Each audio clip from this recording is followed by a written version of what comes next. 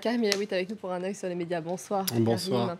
Karim. Vous revenez donc sur cette visite cette semaine du Dalai Lama en France. Pas de rencontre avec François Hollande, mais des déclarations, puisqu'il y a eu une conférence de presse ce matin, à scruter de très près. Alors c'est une actualité qu'on a un petit peu évoquée hier, mais c'est vrai que ça continue de faire la une des médias, notamment du site de La Croix, qui relaie cette déclaration de sa sainteté, le Dalai Lama, qui considère que le 21e siècle devrait être celui du dialogue.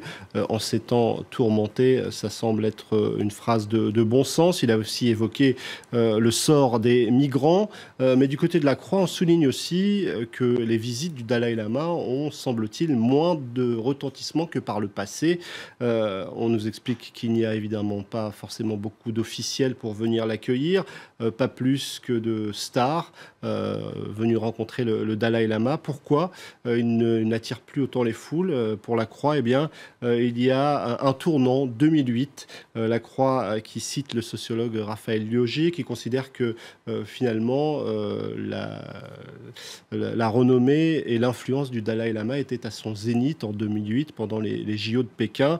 Il y a évidemment ce prix Nobel de la paix obtenu en 1989, mais depuis 2011, il semble vouloir se retirer un petit peu de la politique.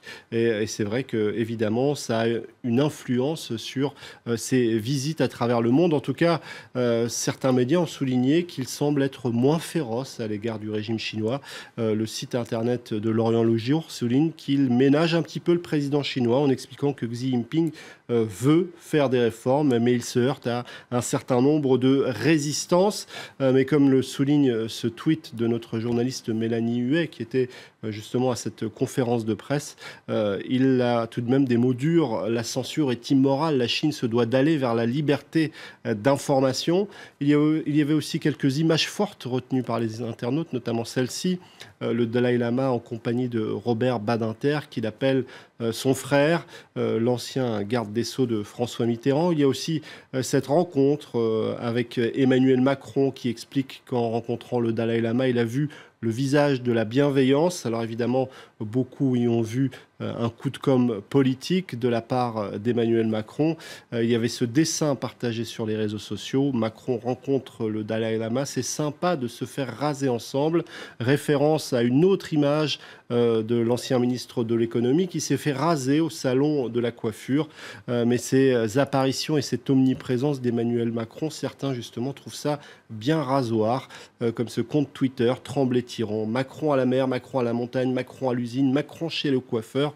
Ça nous rase gratis. Et puis évidemment, le fait que François Hollande n'ait pas rencontré le Dalai Lama, ça suscite aussi un certain nombre de réactions ironiques, comme ce tweet de Madame Rêve qui se rappelle de cette anaphore du président de la République. Moi, président, je ne ferai pas plaisir à des dictatures en ignorant une visite du Dalai Lama. Michel Monpontet, sur son compte Twitter, enfonce le clou, la nouvelle règle morale de notre diplomatie. Le prince saoudien, on le reçoit, le Dalai Lama, on ne le reçoit pas.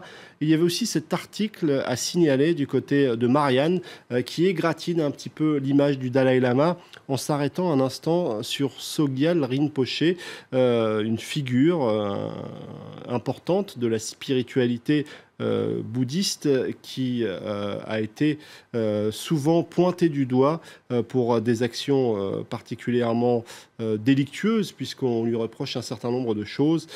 Et du côté du Dalai Lama, on a gardé le silence, et c'est un petit peu ce qu'on lui reproche du côté de Marianne, alors qu'il était au courant d'un certain nombre d'agissements.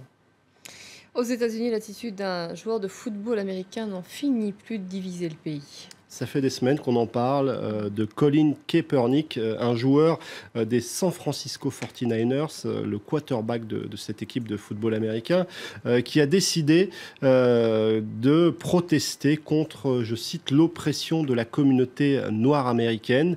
Eh bien, il a décidé que lorsque l'hymne américain retentissait, il se mettrait à genoux et qu'il n'entonnerait pas l'hymne avec ses coéquipiers. Alors évidemment, ça suscite beaucoup de réactions au sein de la société américaine. Ça divise le pays même, nous expliquons du côté des Inrocks. Alors évidemment, il y a pas mal de critiques. Un certain nombre d'amateurs de football ont tout simplement décidé de brûler le maillot floqué du nom de ce joueur. Il y a ceux qui l'accusent d'être un traître, comme sur ce compte Twitter.